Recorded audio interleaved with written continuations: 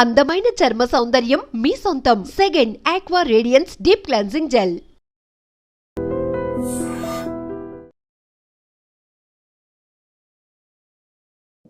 ప్రభుజీ, ఆహారం విషయానికి వస్తే చాలా మంది ఈ మధ్య కాలంలో నాన్ వెజ్ ఫుడ్కి ఎక్కువ అలవాటు పడిపోతున్నారు, ఎక్కువగా మాంసాహారం తింటున్నారు.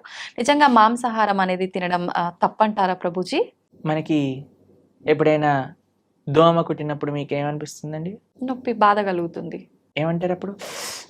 దోమ కుట్టింది పాట్ అని వేసేస్తారు కొంతమంది. అయితే అరే ఆ దోమ ఎక్కడుందో పట్టుకొని రారా, దాన్ని ఎలా అయినా చంపేయాలి. ఇప్పుడు బాటిల్ తీసుకొని ఏమంటారు, మీరు యుద్ధానికి వెళ్ళినట్టు దోమలు వెనకాల పడి దోమలు చంపేస్తే. ఇంత పెద్ద శరీరం ఇది, ఇంత చిన్న దోమ, ఇంత చిన్న చీమ కుడితే అబ్బో చీమ కుట్టింది, నీళ్లు పోసేయండి, చీమని అన్నిటి తీసేయండి, లక్ష్మణ్ రేఖ పెట్టేసేయండి. ఇంత పెద్ద శరీరంలో ఏదో ఒక మూలన ఇంత చిన్న నొప్పి వస్తేనే భరించలేని మనము ఒక ప్రాణిని ఒక కత్తి తీసుకొని గొంతు కోసేసి అది విలవిల్లాడుతూ రక్తం కక్కేసి అలాంటి నొప్పి వేరే వాళ్ళకి ఇవ్వడానికి ఎలా సిద్ధం అవుతామండి? ఒకసారి చెప్పండి. ఏమంటారు మీరు? రైట్ అంటారా? మనం ఇంత చిన్న నొప్పిని కూడా భరించలేమాయే, కానీ మనం ఏ ప్రాణిని ఎలాగైనా హింసించచ్చు అనే భావన వస్తే రేపొద్దున అది విస్తీర్ణం అవుతుంది అనమాట. We become hard hearted. ఇప్పుడు ఒక ప్రాణి కష్టాన్ని చూస్తూ మన మనసు చలించలేకపోయింది అనుకోండి, రేపొద్దున ఇంకొక మనిషి కష్టాన్ని చూసి కూడా మనం చలించలేకపోతాం. నిజం ప్రభుజీ. మన తోటి ఉండే వాళ్ళ కష్టాలు, అసలు కష్టాన్ని అర్థం చేసుకొని మనస్తత్వం వచ్చేస్తుంది. కష్టం ఎవరికైనా కష్టం కదండి. అవును. ఒక ప్రాణిలో కష్టం చూడని వాడివి మనిషిలో కష్టం ఎలా చూడగలుగుతున్నావు? మనిషిలో కష్టాన్ని చూసిన వాడివి ప్రాణిలో కష్టాన్ని ఎందుకు చూడలేకపోతున్నావు? మనిషికి ఒక జీవుడికి ఏంటి డిఫరెన్స్ చెప్పండి? వాళ్ళకి ఫ్యామిలీ లేదా? వాళ్ళకి పిల్లల పైన ప్రేమ లేదా? అది జీవించాలి అని అనుకోవట్లేదా? ఒక కోడినో ఒక మేకనో అనుకోండి, అదేమన్నా మీ దగ్గరకు వచ్చి నా గొంతు కోసేసేయి, నన్ను ఈరోజు బిర్యానీ వండుకొని తిను అని చెప్తుంది. అదేమన్నా విలవిల్లు ఆడిపోతుంది, భయం అయిపోతుంది. ఆ నెగిటివ్ ఎనర్జీ మొత్తం ఈ ప్రపంచంలో అన్ని చోట్ల ఆ క్రీపిన్ అయ్యే భూకంపాలు, టోర్నాడోస్, దానికి ఒక థియరీ ఉంది, సైంటిఫిక్ థియరీ తెలిసిన మీకు? ఎప్పుడైతే మనం ఇంత జీవహింస, ప్రాణి హింస అనేది జరుగుతుందో ఆ నెగిటివ్ వైబ్రేషన్స్ అన్ని కలెక్ట్ అయ్యి ఒక్కసారి ఇది మాస్ డిస్ట్రక్షన్ చేస్తుంది అనమాట. ఓకే. భూకంపాలు రావటం, సునామీలు రావటం, టోర్నాడోలు రావటం, ఫారెస్ట్ ఫైర్స్ రావటం, ఇవన్నీ ఎందుకు, ఈ వైపరీత్యాలన్నీ ఎందుకు వస్తున్నాయి అని అంటే ఆ నెగిటివ్ వైబ్రేషన్స్ వల్ల. ఓకే. కాబట్టి మనం జీవహింస తెలిసి ఎవరిని తెలియకుండానే మనం ఎంత ఇబ్బంది పెడుతున్నామండి. ఓ బిల్డింగ్ కట్టాలి అంటే పాపం కింద ఎన్ని పాములు పోయాయో, ఎన్ని చీమలు పోయాయో, ఎన్ని ప్రాణులు కోల్పోతాయో. ఒక రోడ్ వేయాలన్నా, మనం రోడ్ పైన పోతూ వెహికల్స్ లో ఉంటే మనకి ఎన్ని తెలుసు చెప్పండి? తెలియక ఎన్ని చేస్తున్నాం. మనం వెజిటేషన్స్ గ్రో చేస్తుంటే ఎన్ని పోతాయో క్రాప్స్ లలో. తెలియకుండానే మనం ఇంత జీవహింస చేస్తున్నాం. ఇంకా తెలిసి చేస్తే ఎలా చెప్పండి? కాబట్టి ఒక్కటి గుర్తుపెట్టుకోండి, మన శాస్త్రం చెప్తుంది మాంసహ అంటారు, మాంసం అని అంటారు కదండి. అంటే నేను రేపు నీలాగా అవుతాను. మాంసహ, ఈరోజు నేను నిన్ను చంపుతున్నాను, రేపటి రోజున నువ్వు నన్ను చంపుతావు. అది ఎగ్జాక్ట్ డెఫినేషన్ ఆఫ్ మాంసం. ఈరోజు మనం ఏ జీవినైతే ఎంత బాధ పెడుతున్నామో అదే బాధ 100 రెట్లై మనం అనుభవించాల్సి వస్తుంది, లేదా మన ముందు మనకు కావాల్సిన వాళ్ళు అనుభవిస్తారు. కాబట్టి మనం అది ఒక ఎన్వైరన్మెంటల్ పర్స్పెక్టివ్గా చూసినా, ఇప్పుడు మ్యాక్సిమం 60% ఆఫ్ వెజిటేషన్ మొత్తం కూడా ఈ ఫార్మ్లో ఉండే యానిమల్స్కి తినిపించడంలో పోతుంది. అదే కానీ మనం ఇప్పుడు చూడండి, ఇప్పుడు ఇండియాలో మనం వెజిటేరియనిజం గురించి మాట్లాడితే ఎలా అంటున్నారు, వెజిటేరియన్స్ ఎట్లా అవుతారు, అది ఇది ఇది ఇది ఇది దీనికి విరుద్ధం, దానికి విరుద్ధం, ఇది మా ఫ్యామిలీకి విరుద్ధం, ఇది మాకు ఇది విరుద్ధం అని పెద్ద యుద్ధాలకు వచ్చేస్తున్నారు. ఫారినర్స్ అందరు వీగన్ కల్చర్ విన్నారా మీరు ఎప్పుడైనా? వీగనిజం అని పెరిగిపోతుంది అక్కడ. ప్లాంట్ బేస్డ్ డయట్, యానిమల్ ఉన్న దాన్ని వాళ్ళు టచ్ చేయరనమాట. దాన్ని వీగన్ అని అంటారు. మొత్తం మీరు చూస్తే, మేము ఆస్ట్రేలియా మెల్బోర్న్ లో ఒక వీగన్ స్ట్రీట్ అని ఉంది. మొత్తం స్ట్రీట్ అంతా వీగన్ రెస్టారెంట్స్ అక్కడ. అమెరికాలో అన్ని చోట్ల ఇప్పుడు వీగనిజం పెరిగిపోయింది. మీరు ఎక్కడికి వెళ్ళినా సరే వీగన్ అని చెప్తే మీకు ఒక్క డైరీ ప్రోడక్ట్ కూడా టచ్ చేయరు వాళ్ళు. అలాంటి స్ట్రిక్ట్ వెజిటేరియన్ డైట్ ని వీగనిజం అని అంటారు అనమాట. కాబట్టి పాశ్చాత్య దేశస్తులు దానికి ఏం ఆధ్యాత్మికత అవసరం లేదండి. నాన్ వెజిటేరియన్ ఆపేయడానికి మనుష్యత్వం ఉండాలంతే. ఒక మనిషిగా నేను బాధపడుతున్నాను, ఇంకొక ప్రాణిని బాధ పెట్టకూడదు. ఓకే. ఇప్పుడు చూడండి, మనం తింటే 10 నిమిషాల్లో పోయే రుచికి ఒక ప్రాణినే చంపేస్తున్నాం అంటే ఎంత అన్యాయం చెప్పండి. అవును. కాబట్టి అది ఆధ్యాత్మికంగా మంచిది కాదు, సామాజికంగా మంచిది కాదు, ఒక మానవుడికి అయితే అసలే మంచిది కాదు. ఓకే. అన్నీ ఈ ప్రపంచంలో అంతా బాగుండాలి అని అంటే ఎవ్వరిని మనం ఇబ్బంది పెట్టకూడదు. ఆధ్యాత్మికత విషయం అయితే దూరం పెట్టేసేయండి.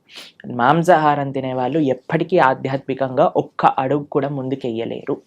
ఓకే. ఇది సత్యం.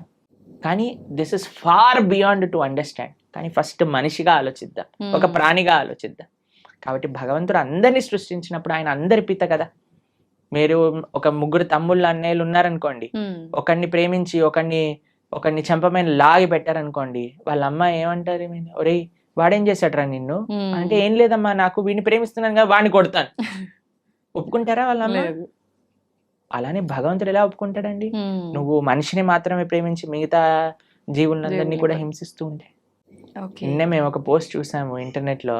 అందులో ఉంది, ఒక shark kills 11 people in an year. ఒక షార్క్ ఒక 10-11 మంది మనుషుల్ని చంపేస్తుందట, తినేస్తుందట సంవత్సరంలో. ఓకే. ఒక ప్రదేశంలో జస్ట్ ఒక స్టాటిస్టిక్స్ చెప్తున్నారు అనమాట. కానీ ఒక మనిషి 11,000 షార్క్ ని గంటలో చంపేస్తాడట తినడానికి, దాని లెదర్ కోసం అని. ఎంత అన్యాయం చెప్పండి. కాబట్టి మనం ఈ అన్యాయాన్ని ఎంతగా ఆపగలిగితే, అందరం ఎంత సాత్వికంగా, ఎంత హింస ఫ్రీగా ఉండగలిగితే మన ప్రపంచం అంత బాగుంటుంది. మీకు ఇంకొక విషయం చెప్తాను. మేము ఒక బుక్ చదివాం, దాన్ని how to live to be 100 అని అంటారు. 100 సంవత్సరాలు బ్రతుకుండాలంటే సీక్రెట్. అందులో ప్రపంచంలో 100 సంవత్సరాలు పూర్తిగా బ్రతికిన ప్రదేశాల్లో హైయెస్ట్ మెంబర్స్ ఎక్కడైతే ఉన్నారో అక్కడ రీసెర్చ్ చేసి ఆ పుస్తకం రాశారనమాట. అందులో తేలింది ఏంటి అని అంటే, these are all animal products free. మాంసం అనేది వాళ్ళు స్వీకరించలేదు. ఇప్పుడు ఏ డాక్టర్ దగ్గరికైనా మీరు వెళ్ళి అడగండి, ఏదైనా మనకి ఇంత చిన్న జబ్బు రోగం జనం వచ్చింది అనుకోండి, ఫస్ట్ నాన్ వెజిటేరియన్ మానేయి అని చెప్తారట. ఓకే. కాబట్టి that is not natural for us. ఇప్పుడు చూడండి, కార్నివోరస్, హర్బివోరస్ అని మనం వినే ఉంటాం. కార్నివోరస్ అంటే మాంసాన్ని తినేవి, హర్బివోరస్ అంటే చెట్లను తినేవి. మనవి మన బాడీ, మన నోటి నుంచి ప్రారంభం చేసుకొని మన డైజెస్టివ్ సిస్టమ్ మొత్తం కూడా హర్బివోరస్ యానిమల్స్ లానే ఉంటుంది, కార్నివోరస్ యానిమల్స్ లా. తర్వాత కొంతమంది అంటారు, మనకి ఈ 2 కూరలు ఉన్నాయి కదా ఇక్కడ అంటే, కూరలు ఉంటే నువ్వు పచ్చి మాంసాన్ని పట్టుకొని తినొచ్చు కదా, కానీ వండుకొని ఎందుకు తింటున్నావు నువ్వు? కార్నివోరస్ యానిమల్స్ అయితే అవి పచ్చి మాంసాన్ని పట్టుకొని వేటాడి తింటాయి. మనం ఏమన్నా ఇప్పుడు ఒక మేకని తినేవాడు ఏమన్నా మేక పైన పడి వాడిని చీల్చి తింటాడా? లేదు.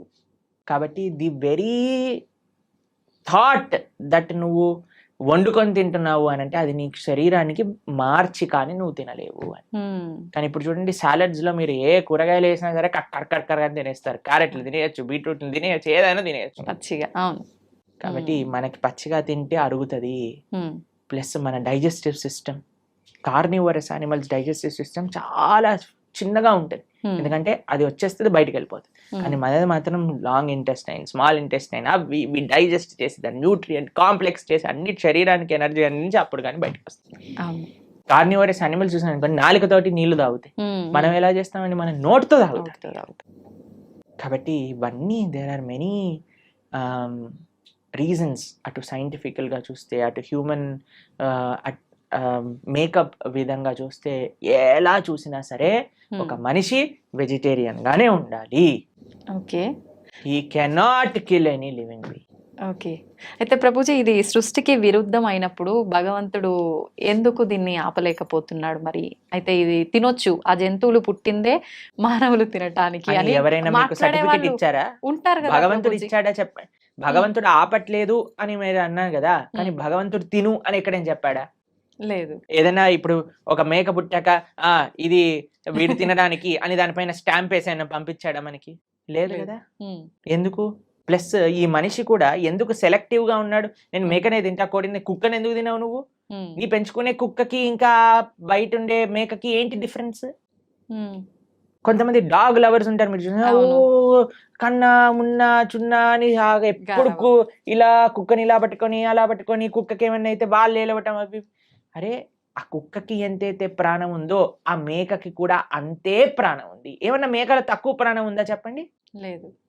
మరి ఎందుకు మనం ఆ డిఫరెన్షియేషన్ చేస్తున్నాం? హ్మ్. భగవంతుడు నీకు తినాలి అని చెప్పలేదు, కాబట్టి భగవంతుడు నీకు తినద్దు అని కూడా వచ్చి చెప్పడు. హ్మ్. శాస్త్రం అన్నీ చెప్పింది. ఓకే. మద్యం పానం శ్రియ సూన యత అధర్మశ్చ చతుర్విధం. భాగవతం చెప్పింది ఈ విషయం. 4 విషయాలు తప్పు. హ్మ్. వ్యభిచారము, మాంసాహారాన్ని స్వీకరించటం, జూదమాడటం, తర్వాత మాదక ద్రవ్యాలు, సిగరెట్, మందు, గుట్కా, మాణిక్ చంద్ ఇవన్నీ వేసుకుంటారు కదండి. అవునవును. ఇవన్నీ ఈ 4 అధర్మము అని శాస్త్రం క్లియర్ గా చెప్పింది. ఓకే. కాబట్టి ఈ 4టిని మనం దూరం పెట్టాలి, అప్పుడే మనం మనిషి అవుతాం. ఓకే, మాంసాహారం తినడమే తప్పు, అసలు మహాతప్పు, పాపం, మహాపాపం. పాపం కాదు, మహాపాపం. మహాపాపం. మీరు మనం ఇక్కడ ఏవేవైతే చేస్తామో మళ్ళీ అక్కడికి వెళ్ళిపోయాక మనల్ని కూడా అలానే చేస్తారు. దానికి సిద్ధము అని అంటే మన ఇష్టం. ఇంకా చాలా మంది అంటారు చూసుకుందాంలే ఏదైతే అది అని. అలాంటి మూర్ఖులకి మనం ఇంకేం చెప్తామండి? సో ఒక గుర్రాన్ని నీటి వరకు తీసుకెళ్ళటం కానీ నీటిని తాగించలేం కదా. మన ప్రయత్నం మంచి విషయాలు 10 మందికి చెప్పటము, అంతేకాని ఎవరిని మనం గొంతు పట్టుకొని ఇది చేయించలేమన్నమాట. వాళ్ళ జీవితంలో వాళ్ళకి ఆ అనుభవము, ఆ మానసిక మెచ్యూరిటీ, తర్వాత ఆ పరిపక్వత అనేది వాళ్ళకి ఉండాలి. అయితే ప్రభుజీ, చాలా మంది ఎక్కువగా భగవంతుని ఆరాధనలో ఆధ్యాత్మిక మార్గంలో ఉంటూ ఉంటారు, యథావిధిగా నాన్ వెజ్ అవన్నీ తీసుకుంటూ ఉంటారు. అలాంటి వాళ్ళు చేసే పూజలు పనికిరావా? ఆధ్యాత్మికత నాన్ వెజిటేరియన్ రెండు ఒక దాటిలోకి రావు. నాన్ వెజిటేరియన్ ఆధ్యాత్మికం అవ్వలేడు. ఆధ్యాత్మికంగా వెళ్ళే వ్యక్తి నాన్ వెజిటేరియన్ తినలేడు. ఓకే. పూజలు పునస్కారాలు వేరే విషయం అండి. పూజలు పునస్కారాలు చేస్తూ నువ్వు నాన్ వెజిటేరియన్ తింటున్నావు, అది వేరే విషయం. కానీ ఆధ్యాత్మికత అనేసరికి భగవంతుడు ఏంటి, భగవంతుడు ఏం చెప్పాడు అని అర్థం చేసుకోవటం ఆధ్యాత్మికత. భగవంతుడు నన్ను ఎలా జీవించమని చెప్పాడో అర్థం చేసుకొని జీవించటం ఆధ్యాత్మికత. మనం 100 పూజలు చేయి, పునస్కారాలు చేసుకొని ఏదైనా చేసుకోండి, కానీ భగవంతుడు జీవించమన్న జీవన విధానాన్ని మనం ఆచరించకపోతే he will not care for అస్.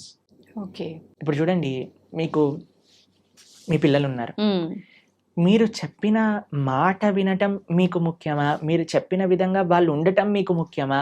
లేదా మీరు చెప్పిన విషయాలు ఏమీ పాటించకుండా బయటికి వెళ్ళి మా అమ్మ ఇంత గొప్పది, మా అమ్మ అంత గొప్పది, మీ ఫోటో పెట్టుకొని రూమ్లో రోజు పొద్దున అగరబత్తులు తిప్పేసి ఆరతులు పెట్టేసి మీకు పెద్ద పెద్ద మాలలు వేయటం ముఖ్యమా? మీరు చెప్పండి, ఏది మీకు సంతోషాన్ని ఇస్తుంది?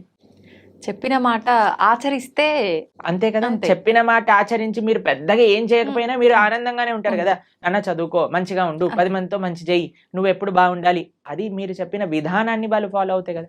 అదే ఆధ్యాత్మికత అంటే. భగవంతుడు ఏం చెప్పాలనుకుంటున్నారో తెలుసుకొని దాన్ని ఫాలో అవ్వటం ఆధ్యాత్మికత. భగవంతుడు ఫోటోలు పెట్టి ఓ అని తిప్పేటాల ఆధ్యాత్మికత కాదు. ఎప్పుడు వరకు మనం ఆయన మార్గాన్ని ఫాలో అవ్వకపోయినంత వరకు. ఒక్కసారి మనం ఆయన చెప్పే విధానాన్ని ఫాలో అవుతూ మిమ్మల్ని ప్రేమతో, ఇప్పుడు చూడండి, మీ పిల్లలు మీరు చెప్పిన విషయాలు అన్నీ మంచిగా విని మీ పుట్టినరోజు రోజు ఒక గ్రీటింగ్ కార్డ్ చేసి మీకు చాలా సేపు కష్టపడి ఒక గ్రీటింగ్ కార్డ్ చేసి ఇచ్చారనుకోండి, మీకు ఎంత సంతోషం ఇస్తుంది. అరే మా పిల్లలు ఎంత బంగారు కొండలరా, నేను చెప్పిందన్ని మాటలు వింటారు, నాకు ఇంత ప్రేమ గ్రీటింగ్ కార్డ్ తీసుకొచ్చారనిపిస్తుందా? అలానే భగవంతుడికి కూడా మనం ఎప్పుడైతే ఆయన మాటలు విని ఆయన ఆరాధన చేస్తామో అప్పుడు ఆయనకు అంత సంతోషం వస్తుంది. మీ మాటలు ఎప్పుడు వినకుండా, మిమ్మల్ని ఎప్పుడు పట్టించుకోకుండా బర్త్డేకి మాత్రం పెద్ద గిఫ్ట్ తీసుకొచ్చా, ఏంది ఈ గిఫ్ట్, అరే కనీసం ఎవడడిగాడు నిన్ను అని అంటారు, అంతే కదా. అలానే భగవంతుడు మన పూజలు కూడా అలానే అనిపిస్తాయి. ఇది ఖచ్చితంగా అందరూ తెలుసుకోవాల్సిన విషయం, అంతే కదా. ప్రభుజీ, పిల్లల టాపిక్ వచ్చింది కాబట్టి నేటి బాలలే రేపటి పౌరులు అంటారు. అయితే అటువంటి పిల్లల్ని మనం పెంచే విధానము కరెక్ట్గా ఉండకపోవడం వల్ల అంటే ప్రభావం పడుతుందా, లేదంటే విద్యా వ్యవస్థ ప్రభావం ఏమైనా ఉంటుందా ప్రభుజీ? అన్ని ప్రభావం.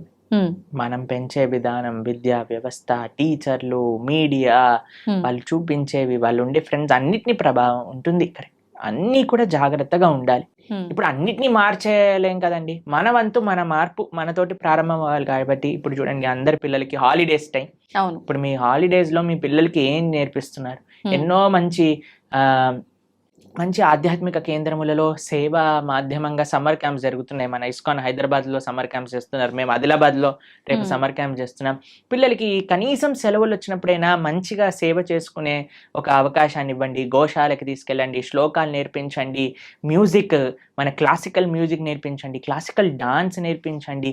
మన కల్చర్కి ఎంత దగ్గరగా మనకి సమయం ఉన్నప్పుడు, ఇప్పుడు స్కూల్ ఉన్నప్పుడల్లా అంటే కష్టమే, కానీ అట్లీస్ట్ ఫెస్టివల్స్ టైంలలో మనకి ఇలా సమ్మర్ హాలిడేస్ వచ్చినప్పుడు, వింటర్ వెకేషన్స్ వచ్చినప్పుడు మనం ఏదైనా మంచి ఆధ్యాత్మిక ప్రదేశానికి తీసుకెళ్ళటం, అక్కడ ఉండే మంచి వ్యక్తులతో కల్పించటం, మాట్లాడించటం, వాళ్ళకి కల్చర్ని ఇంట్రడ్యూస్ చేయటం, ఇలా కానీ మన శక్తియుతంగా మనం ప్రయత్నించి, ఇప్పుడు చూడండి we can do our best. దాని తర్వాత ఇంకా వాడికి జీవితంలో ఏం చేసుకుంటారో అనేది వాళ్ళ ఇష్టం. కానీ మనము ఇవ్వకపోతే మన తప్పు అవుతుంది. కాబట్టి వాట్ వీఆర్ సేయింగ్ ఇస్, అందరు పేరెంట్స్ కూడా మీ వైపు నుంచి మీరు ప్రయత్నం చేయండి.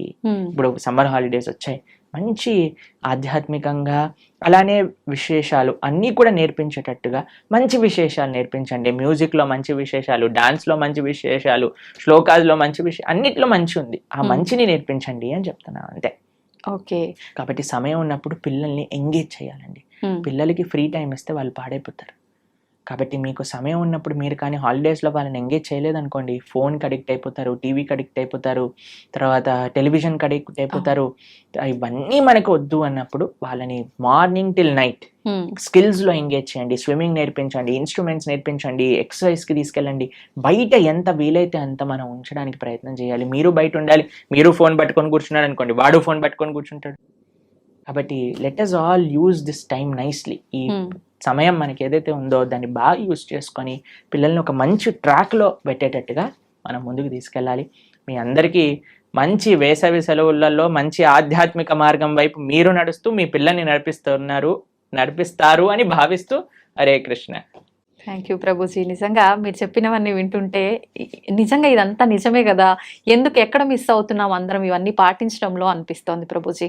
ప్రతి ఒక్కరికి కూడా అలా అనిపించాలనే కోరుకుందాం, మార్పు మొదలవ్వాలనే కోరుకుందాం ప్రభుజీ. చాలా మంచి విషయాలు తెలియజేశారు. Thank you Prabhuji. హరే కృష్ణ.